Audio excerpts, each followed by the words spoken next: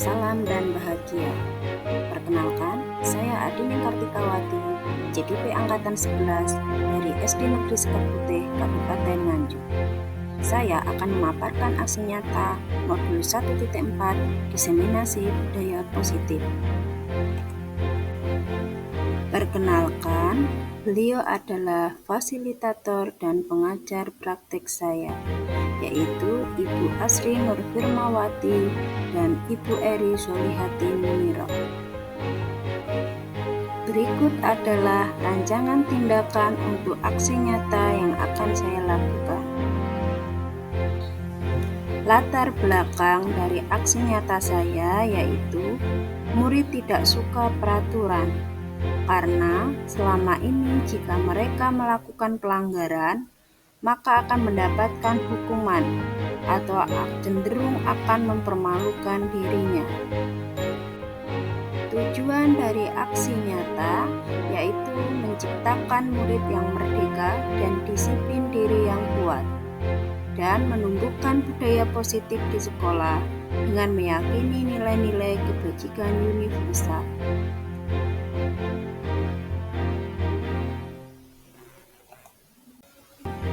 Tolak ukur yaitu terbentuknya keyakinan kelas melalui kegiatan kesepakatan kelas yang dilakukan oleh wali kelas dan siswa, serta siswa mampu menerapkan dan menjalankan keyakinan kelas yang telah dibuat.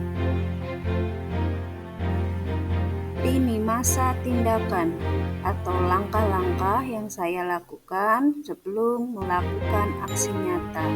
Yang pertama, saya menghadap kepala sekolah untuk menjelaskan pentingnya penanaman budaya positif dan keyakinan kelas di sekolah, serta meminta izin untuk mendiseminasikan bersama rekan guru. Yang kedua, mengumpulkan rekan guru untuk melakukan diseminasi pemahaman materi budaya positif. Yang ketiga, berkoordinasi dan berkolaborasi dengan wali kelas untuk membuat keyakinan kelas di kelas masing-masing. Yang keempat, memantau, merefleksi, dan mengevaluasi keyakinan kelas yang telah dibuat. Dukungan yang dibutuhkan. Yang pertama yaitu dari kepala sekolah, rekan guru, serta murid, agar tindakan yang telah disusun dapat dilakukan secara lancar dan menyeluruh.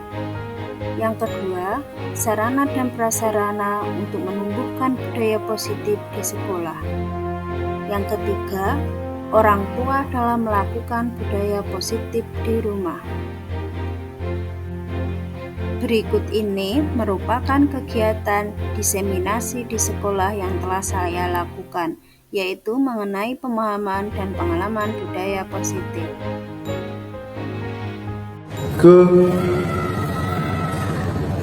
Assalamualaikum warahmatullahi wabarakatuh. Waalaikumsalam warahmatullahi wabarakatuh. Yang saya hormati selaku kepala sekolah dan Bapak Ibu guru semuanya. Pertama-tama, marilah kita lanjutkan bersyukur kehadiran Allah SWT di siang hari ini kita diberi kesehatan sehingga dapat di ruangan kelas ini. Salawat dan salam semoga tercurah kepada Nabi Muhammad SAW yang kita hadirkan sebelumnya.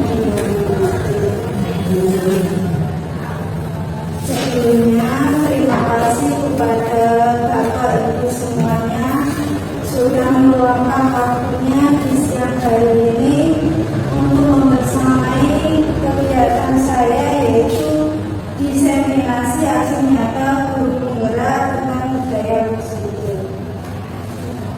Sebelum pemaparan saya mulai, mohon sepatah dua kata dari Bu Luki. Mohon sambutannya.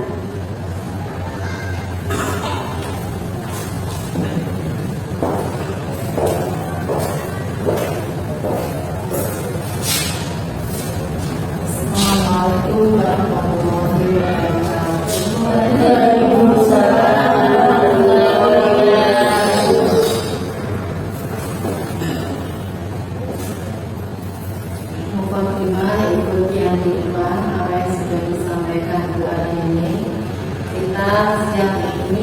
berkumpul dalam acara diseminasi ilmu nyata guru penggerak budaya positif.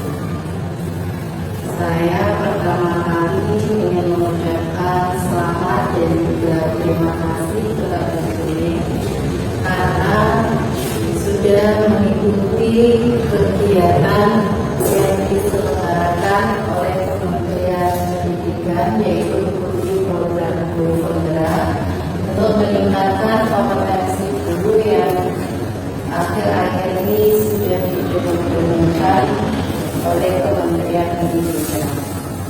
Semoga acara ini juga menginspirasi teman-teman yang lain agar bisa mengikuti program ini.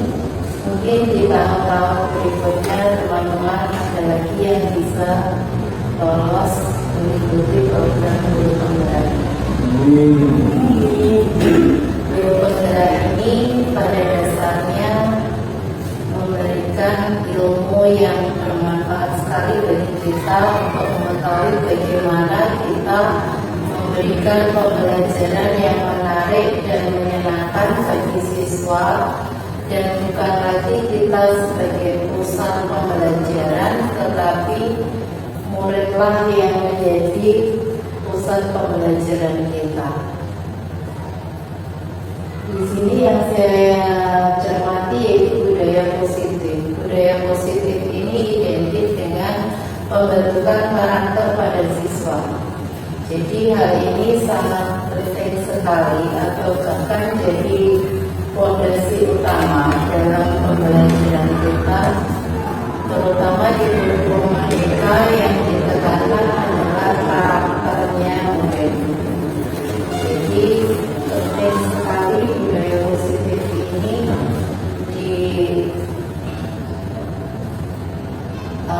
dibagikan ilmunya kepada teman-teman yang belum mengikuti program guru penggerak.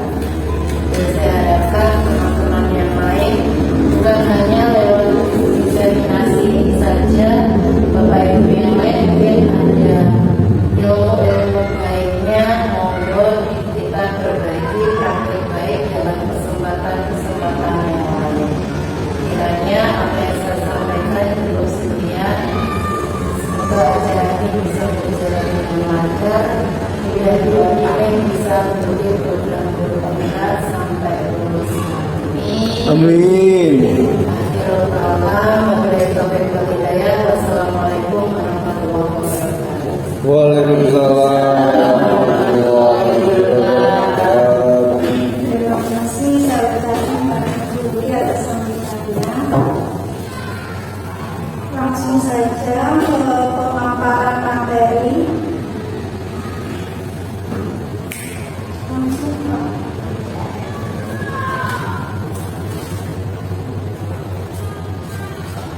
Tentang aksi nyata budaya positif.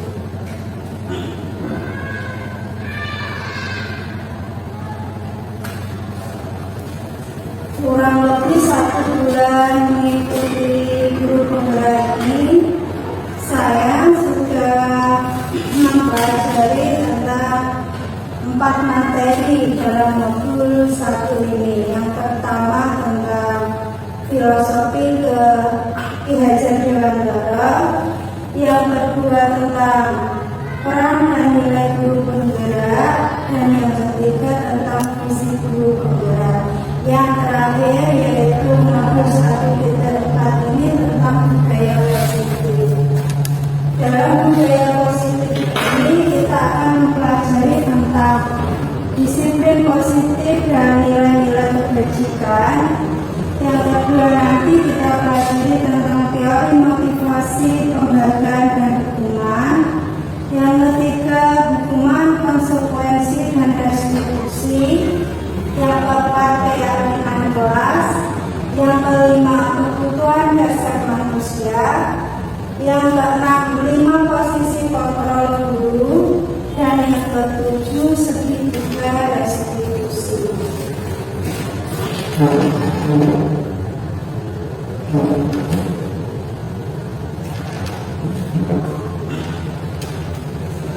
Yang pertama dulu kita bahas adalah tentang disiplin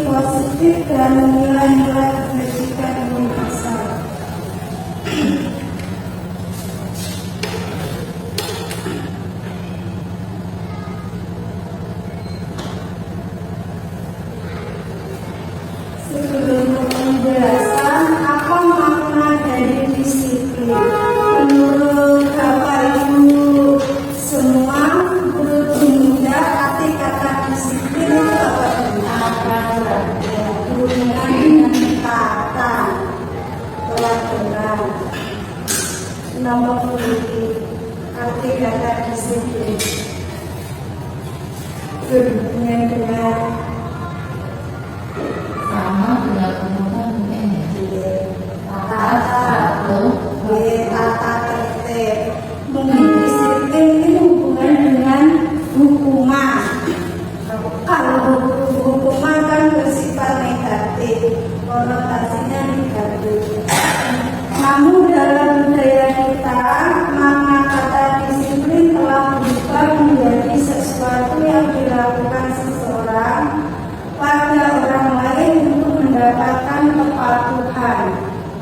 Kecenderungan umum adalah menghubungkan kata disiplin dengan ketidaknyamanan, bukan dengan apa yang kita hargai atau pencapaian suatu tujuan.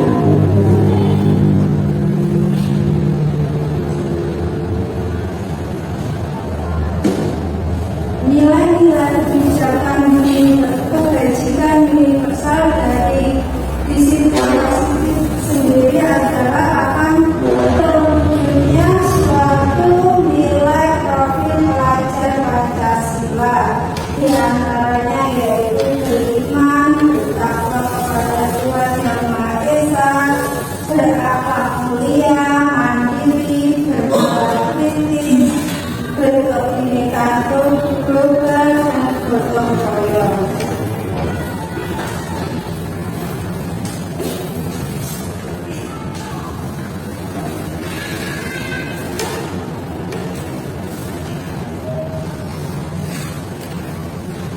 Yang kedua yaitu tentang teori motivasi, hukuman, dan penghargaan.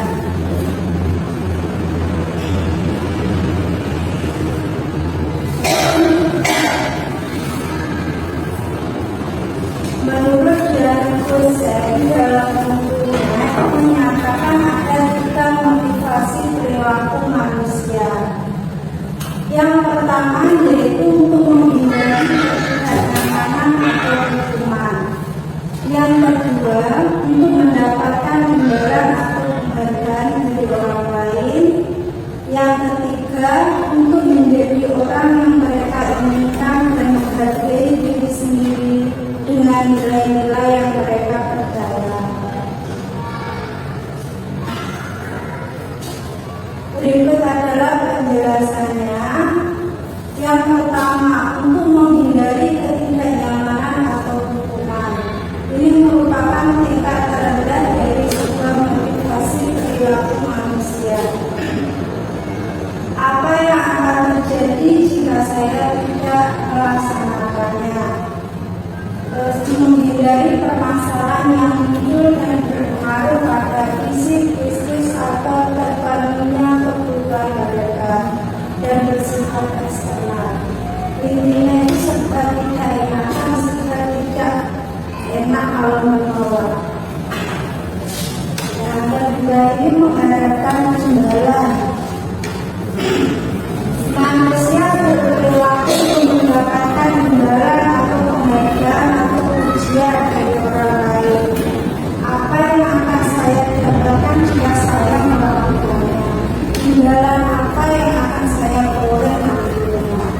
Itu menganggap pujian orang lain ini penting bagi kualitasnya dan bersifat eksternal. Dan yang ketiga, untuk menjadi apa yang mereka inginkan sesuai dengan nilai-nilai yang diyakini.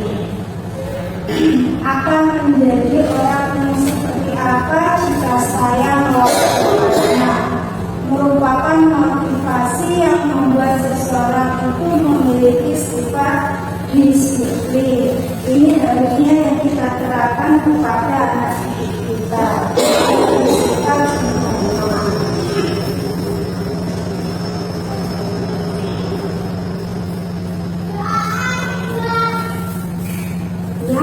ketiga yaitu tentang hubungan, konsekuensi, dan restitusi. Mungkin restitusi itu masih terdengar asing di telinga Bapak Ibu, padahal tadi kita sudah melaksanakan.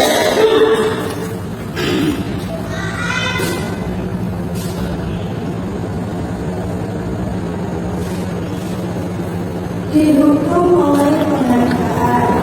Menurut Al-Fiqh, bahwa penghargaan itu berlaku sama dengan hukuman, dalam arti meminta atau membujuk seseorang melakukan sesuatu untuk memenuhi suatu tujuan tertentu dari orang yang meminta atau membujuk. Dorongannya terserah dan akan ada faktor ketergantungan dan pengaruh ada jangka pendek dan jangka panjangnya. Penghargaan menghukum, penghargaan mengurangi ketepatan, penghargaan tidak efektif, dan penghargaan merusak hubungan.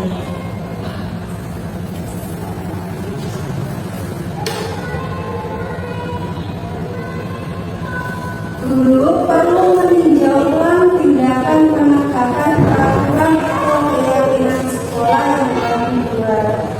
Selama ini tindakan terhadap suatu pelanggaran berbentuk hukuman atau konsekuensi, belum berupa disiplin positif atau restitusi.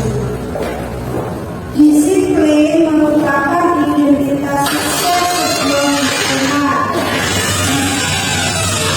Disiplin itu ada dua, yaitu bersifat konsekuensi dan berbentuk restitusi.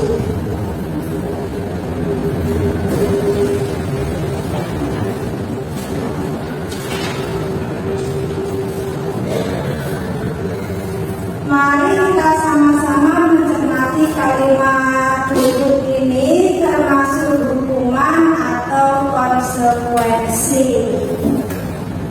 Mencatat 100 kali di dalam buku kalimat. Saya tidak akan terlambat lagi karena terlambat ke sekolah. Menurut Bapak Ibu ini termasuk hukuman atau konsekuensi?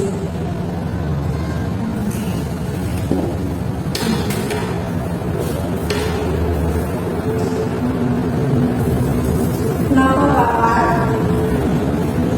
Konsekuensi. Kenapa konsekuensi? Kalau menurut saya itu adalah sebuah hukuman.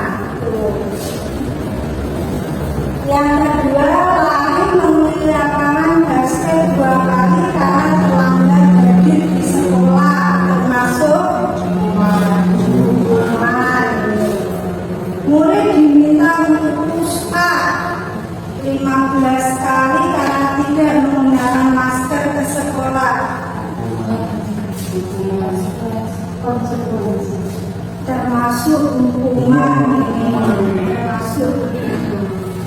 Dan yang keempat ini menggantikan kertas tugas teman yang telah dicoret-coret. Jadi masuk dengan konsekuensi. Yang kelima, membersihkan tumpahan air di meja tulis karena tersenggol pada saat belajar. Masih konsekuensi. Murid disuruh untuk mengenakan sepatu seharian di sekolah karena tidak mengenakan sepatu hitam. Konsekuensi.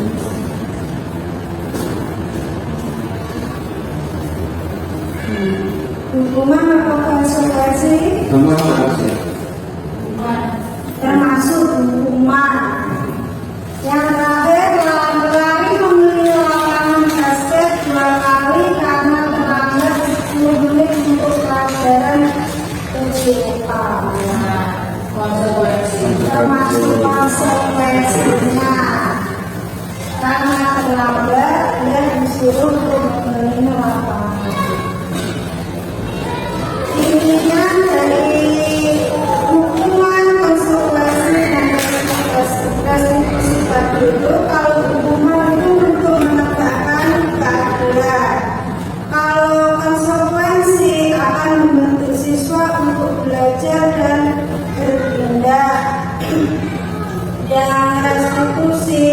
untuk mempertanggungjawabkan atau pemulihan.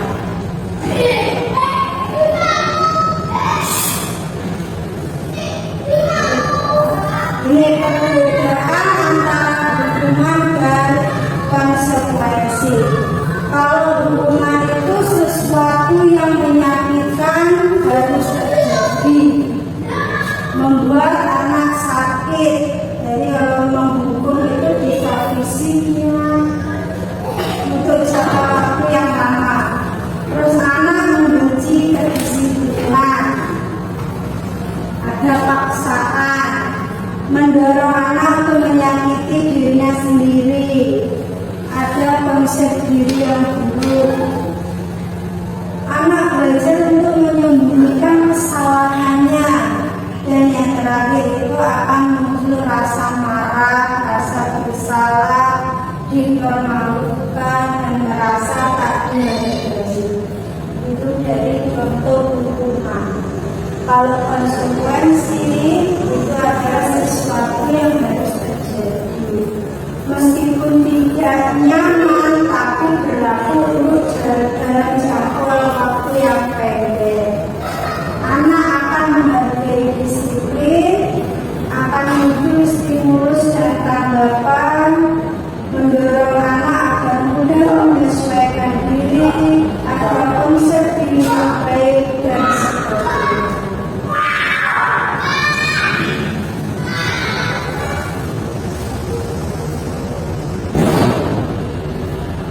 Ini pengertian dari restitusi itu sendiri adalah proses untuk menciptakan kondisi bagi murid untuk memperbaiki kesalahan mereka, sehingga mereka akan bisa kembali pada kelompok mereka dengan karakter yang lebih kuat.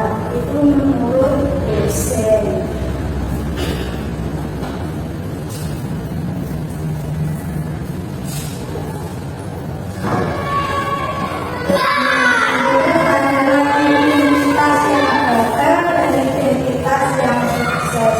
Kalau identitas yang gagal itu termasuk dengan hukuman tadi. Kalau identitas sukses kita melakukan konsekuensi atau restitusi. Saya bacakan sebagian ini. Murid kalau dalam hukuman identitas gagal itu murid atau anak belajar menyembunyikan kesalahannya. Mereka cenderung bohong. Terus kalau konsekuensi, murid atau anak belajar taat peraturan. Dalam restitusi, mereka akan berani memecahkan masalahnya, mencari solusi. Terus mencoba mengontrol. Dalam hukuman itu mencoba mengontrol anak dengan penguatan negatif. Kalau konsekuensi, mencoba mengontrol anak dengan penguatan positif. Sedangkan restitusi, anak paham bahwa dirinya sendiri yang pegang kendali kontrol.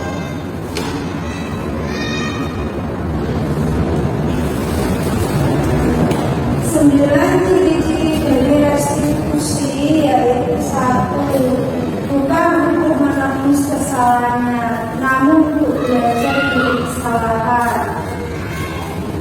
Yang kedua, untuk memperbaiki hubungan. Yang ketiga, sebagai tawaran bukan paksaan. Yang keempat, menuntun untuk melihat segala diri. Dan yang kelima itu mencari kebutuhan dasar yang menjadi dasar tindakannya. Dan sebagainya. Ada 9 ciri-ciri restitusi.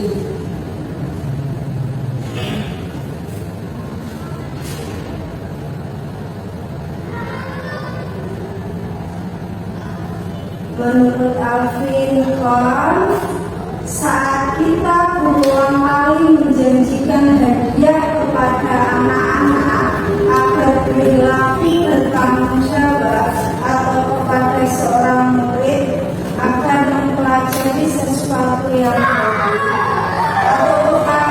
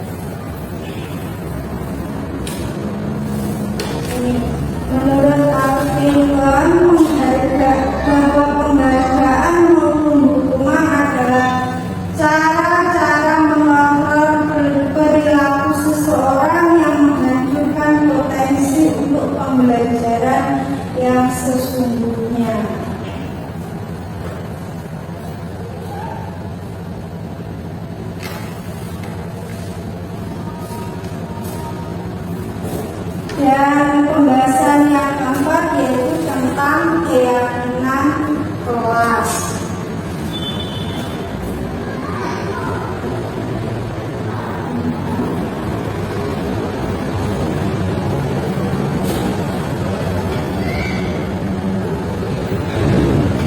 Mengapa tidak peraturan saja? Kenapa harus keyakinan kelas?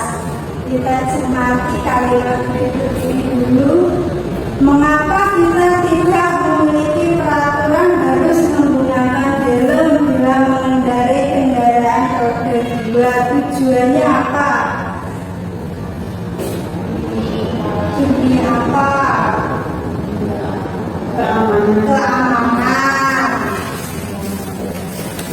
Yang kedua, mengapa kita memiliki peraturan 3M, menggunakan masker, mencuci tangan, dan menjaga jarak? Itu tujuannya untuk apa? Ya, berhubungan dengan kesehatan. Yang ketiga, mengapa kita memiliki peraturan harus datang tepat waktu pada saat mengikuti pelatihan? Untuk nilai keyakinannya benar, menghargai orang lain. Nilai-nilai dari keselamatan, kesehatan, inilah yang kita sebut sebagai suatu keyakinan. Jadi nilai-nilai kebajikan yang disepakati secara tersirat dalam surat lepas dari 8 suku negara berasal.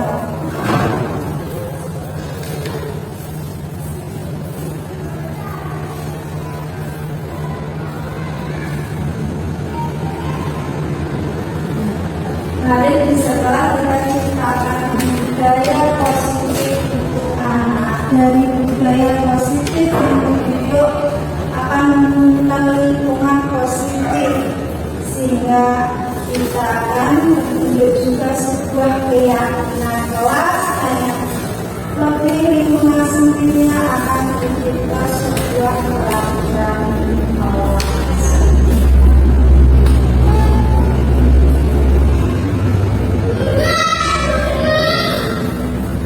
Ini contoh sebuah kesepakatan kelas.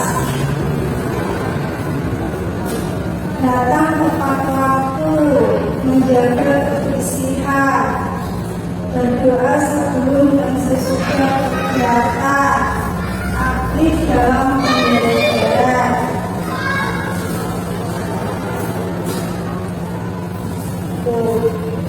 Contoh dari kesepakatan kelas. Apakah di kelas Bapak Ibu sudah menerapkan ini? Sudah menerapkan kesepakatan kelas?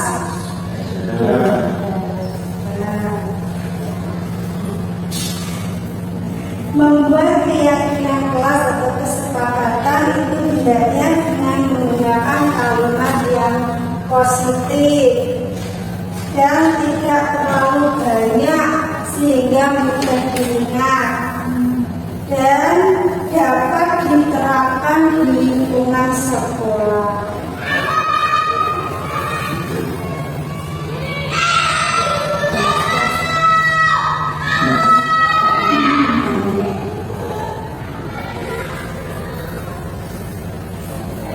Bersama kita cari nilai keyakinan kelas dari kalimat berikut ini.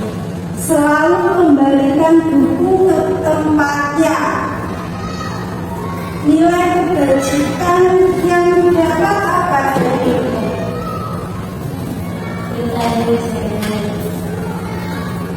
Bertanggung jawab. Dilarang mengganggu orang lain. Bentuk nilai kebajikan atau keyakinan kelasnya apa? Ya, saling menghargai, saling menghormati. Hadir di sekolah 15 menit sebelum pembelajaran.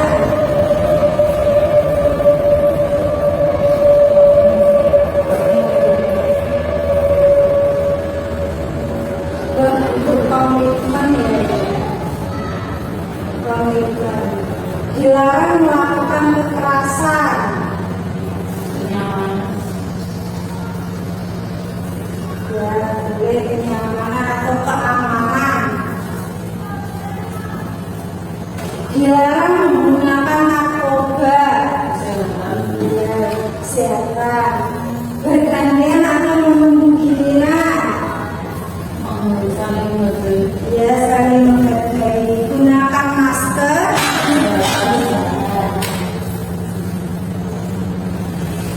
Dan yang terakhir, jangan berlari di kelas atau koridor. Iya, hubungan dengan keamanan. Tidak ya.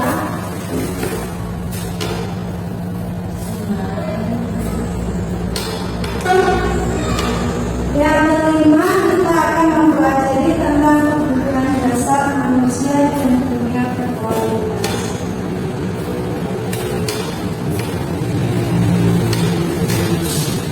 Kebutuhan manusia sendiri dibedakan menjadi 5. Yang pertama yaitu kebutuhan bertahan hidup. Kebutuhan bertahan hidup itu berhubungan dengan tempat tinggal, berhubungan dengan pakaian yang kita gunakan. Yang pasti itu manusia tidak dapat hidup tanpa makan dan minum, termasuk kebutuhan dasar. Yang kedua itu berhubungan dengan cinta dan kasih sayang. Ini juga harus terpenuhi. Bila tidak terpenuhi akan memunculkan rasa emosi.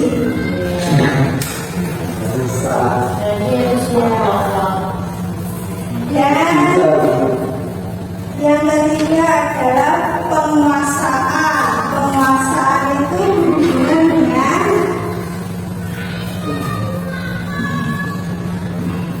contohnya capaian atau pengembangan diri. Yang keempat yaitu berhubungan dengan kebebasan. Kebebasan kalau dalam lingkup seperti ini bebas dalam berpendapat. Dan yang kelima itu berhubungan dengan kesenangan. Contohnya apa Bu berhubungan dengan kesenangan? Bermain. Shopping.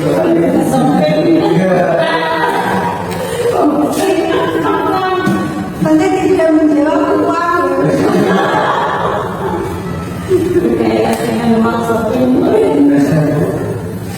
Berhubungan dengan kesenangan itu termasuk contohnya hobi, rekreasi itu juga berhubungan dengan kesenangan.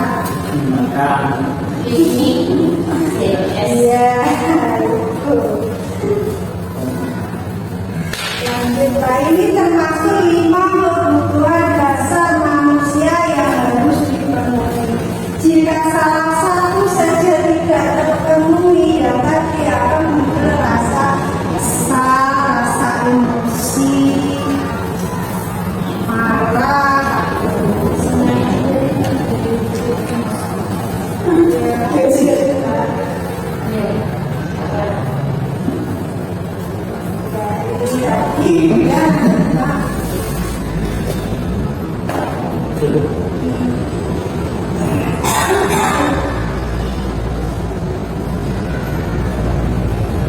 untuk membangun budaya sekolah yang positif dengan lingkungan yang aman dan mendukung murid untuk menjadi pribadi yang berdaya.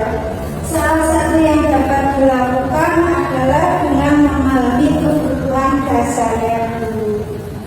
Menurut William Glasser, seluruh tindakan manusia itu memiliki tujuan tertentu, yaitu untuk memenuhi kebutuhan dasarnya.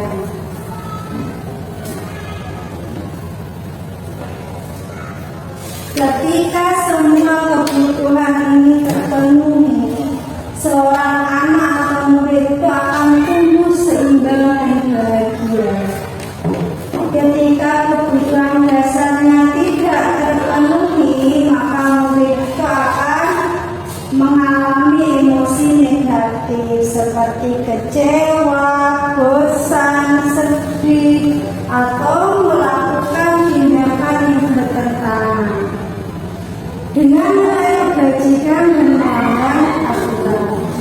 Dan bisa juga perilaku buruk anak karena respon dari tidak terpenuhinya salah satu kebutuhan dasar tadi.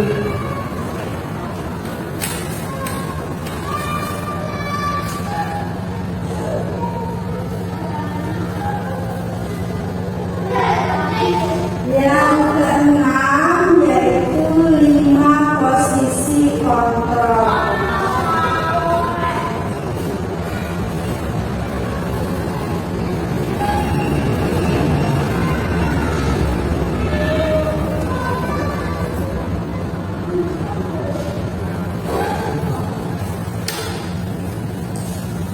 Merupakan suatu program disiplin positif yang berpusat pada murid yang dikembangkan oleh Diana Gosen dengan pendekatan restitusi. Menurut William Gosen, kesimpulan ada 5 posisi kontrol yang diterapkan seorang guru, orang tua ataupun atasan dalam melakukan kontrol.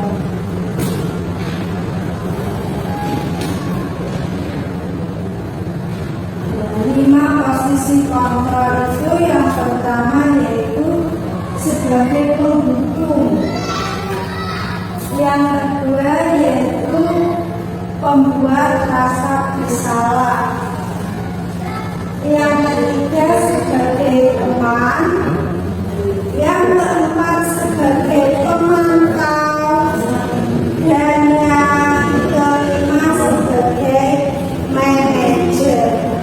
Sebagai penghukum dulu, tak kamu. Sebagai penghukum dulu ya. Penghukum itu identik dengan nada yang keras atau tinggi. Contohnya dengan kalimat patuhi aturan yang saya buat.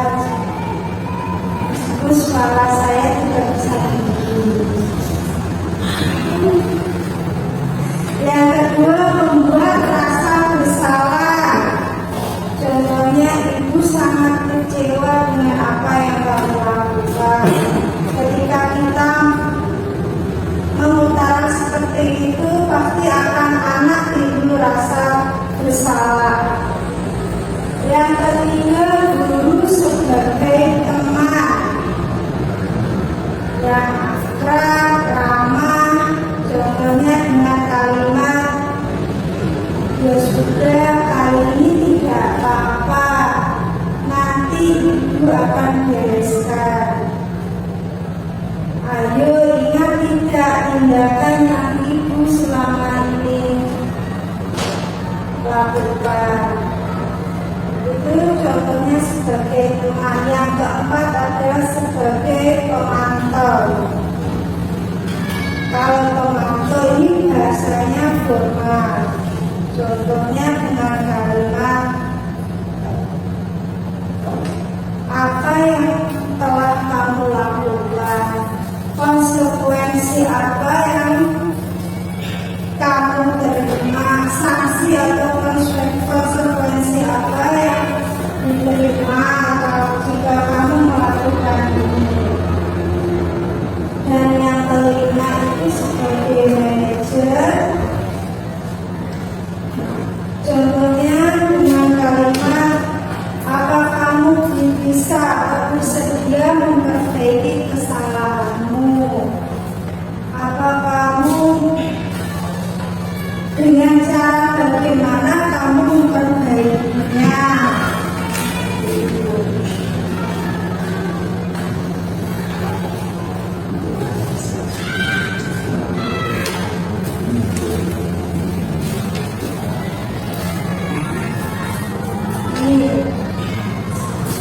Contoh tadi termasuk identitas gagal dan identitas yang berhasil.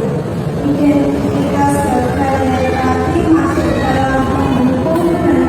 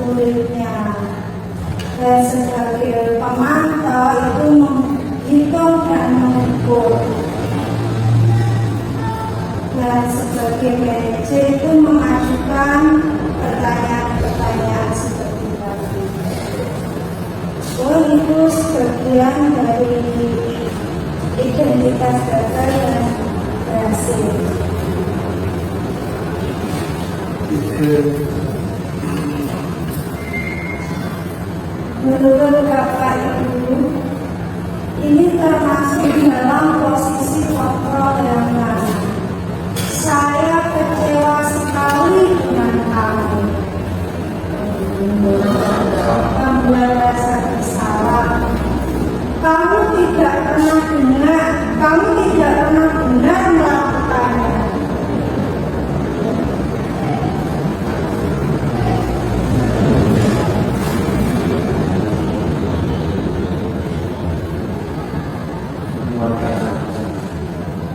Kamu tidak pernah benar melakukannya. Penghukum atau pembuat rasa bersalah?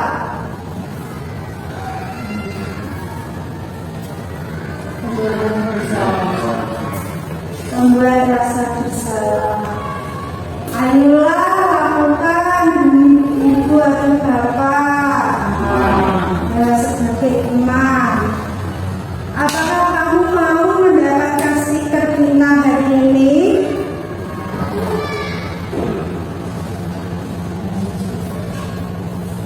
Sebagai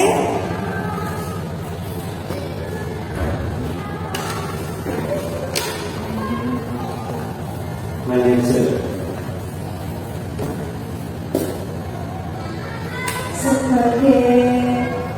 Apakah kamu mau mendapatkan stiker bintang hari ini sebagai pemantau atau manajer? Pemantau. Sebagai pemantau. Bagaimana kamu bisa menyelesaikan masalah ini? Ini baru manajer. Kamu selalu yang paling terakhir.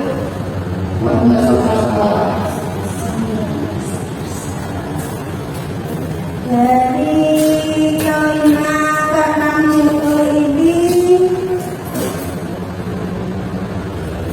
sudah jelaskan posisi guru, 5 posisi kontrol guru.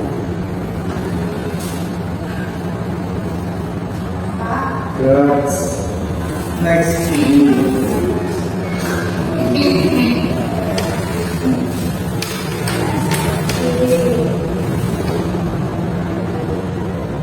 Ya seperti ini.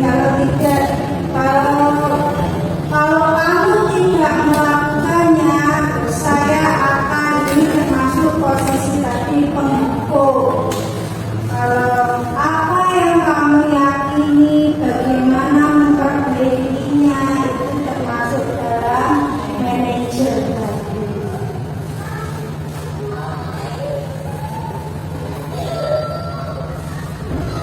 Dan yang terakhir adalah tentang segitiga restitusi.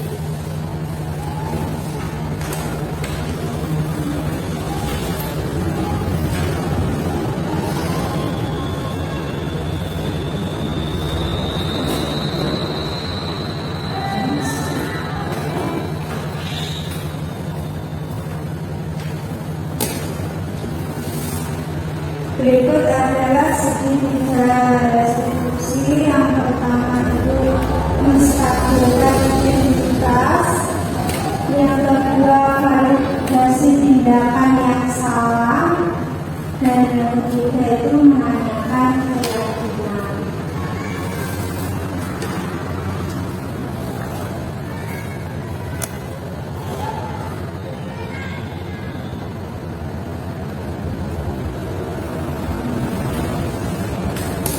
Yang pertama, menstabilkan identitas. Itu untuk membuat anak yang merasa gagal karena berbuat salah menjadi positif terhadap dirinya. Contoh, guru akan berkata, berbuat salah itu hal yang manusiawi. Tidak ada manusia yang sempurna. Bapak juga pernah berbuat salah. Kamu pasti bisa menyelesaikan permasalahan ini. Bapak atau ibu tidak tertarik untuk mencari tahu siapa yang benar, siapa yang salah. Tapi bapak ibu lebih tertarik untuk menyelesaikan masalahnya.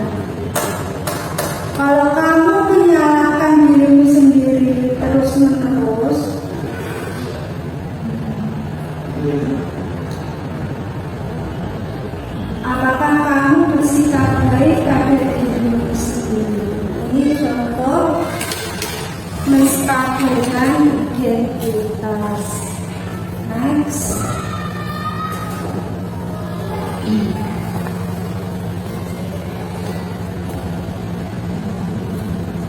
Yang kedua yaitu validasi tindakan yang salah. Membantu murid untuk mengenali basic atau kebutuhan dasar yang ingin dipenuhinya ketika melakukan kesalahan. Contohnya, guru akan berkata, kamu bisa saja kan melakukan hal yang lebih buruk, tapi kamu tidak melakukannya kan?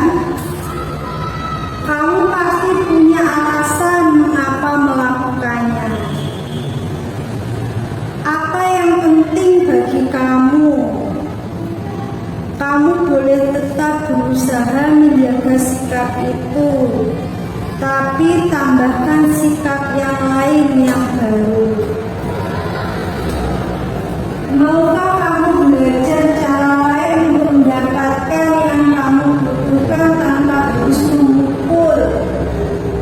Apakah kamu bisa melakukan dengan lebih baik besok lagi? Itu validasi tindakan yang salah. Lanjut, yang ketiga yaitu tentang menanyakan keyakinan.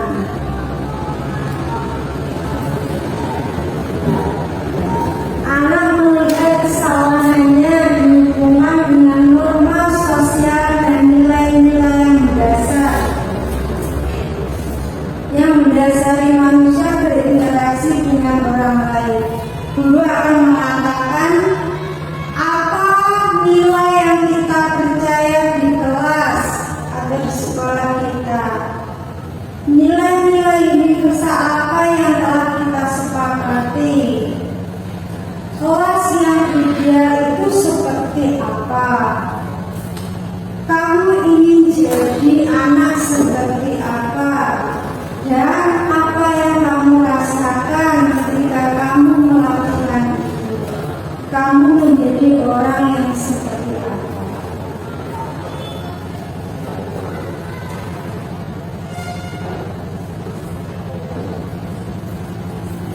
Ini sudah masuk pada slide terakhir.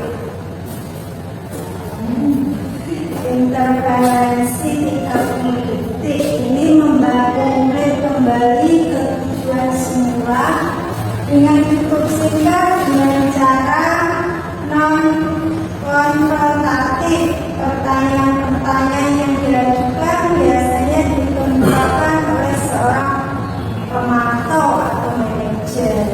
Contohnya bisa dengan pertanyaan, apakah kamu ingin berbuat lebih baik? Apakah kamu bisa mengubah kegiatan perilaku kamu saat ini menjadi sikap yang lebih membantu? Atau kapan kamu siap berbuat? Saat ini kamu seharusnya berbuat apa? Bagaimana kamu ingin diperlakukan pada kegiatan ini? Bisakah kamu melakukannya? Dan yang terakhir dapat dengan pertanyaan apa yang kamu inginkan? Peraturannya apa?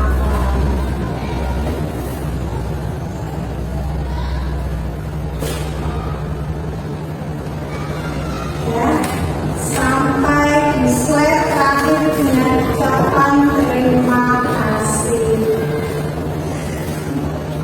Demikian pemaparan yang saya sampaikan. Semoga materi tentang budaya positif ini bisa dapat diterapkan di lingkungan sekolah. Terima kasih. Wassalamualaikum warahmatullahi wabarakatuh.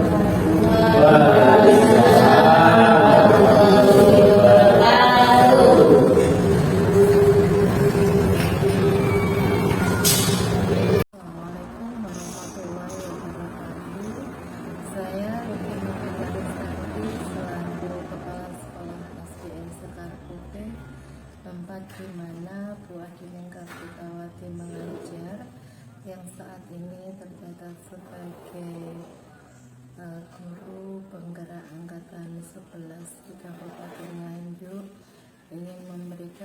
testimoni tentang diseminasi yang telah dipaparkan kemarin. Menurut saya, selama mengikuti guru penggerak ini, Bu Adini sudah memberikan hal-hal baik atau praktik baiknya kepada teman-teman, termasuk budaya positif yang pada akhirnya bisa membentuk karakter siswa-siswa di sekolah kami. Hal ini juga bisa menginspirasi teman-teman untuk mengikuti program guru penggerak selanjutnya. Saya berharap semoga teman-teman yang lain bisa mengikuti jejaknya dan Bu Adini bisa mengikuti program guru penggerak ini sampai tuntas, pada akhirnya nanti lulus dengan predikat baik. Sekian testimoni dari saya, guru penggerak, bergerak, tergerak, dan menggerakkan. Waalaikumsalam warahmatullahi wabarakatuh. Assalamualaikum warahmatullahi wabarakatuh. Perkenalkan, saya Jumiawanti. Saya rekan kerja dari Bu Adini.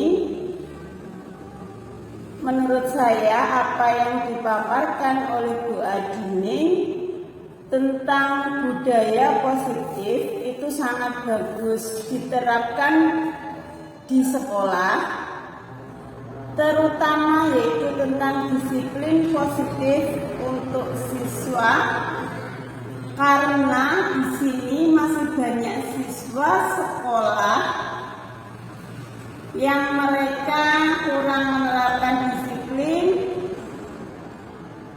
karena faktor ekstrisip maupun dari kami sebagai guru juga tahu untuk memposisikan diri kepada siswa apakah sebagai penghukum ataupun pemantau atau manajer, sehingga atau semoga dengan diseminasi ini bisa kita terapkan di sekolah untuk membentuk siswa berkarakter. Itu pendapat dari saya. Sekian saya ucapkan banyak terima kasih. Mohon maaf yang sebesar-besarnya bila ada salah kata. Wassalamualaikum warahmatullahi wabarakatuh. Demikian pemaparan budaya positif yang telah saya lakukan. Mari kita ciptakan lingkungan belajar yang berpihak kepada siswa. Terima kasih. Mari tergerak, bergerak, dan menggerakkan. Wassalamualaikum warahmatullahi wabarakatuh.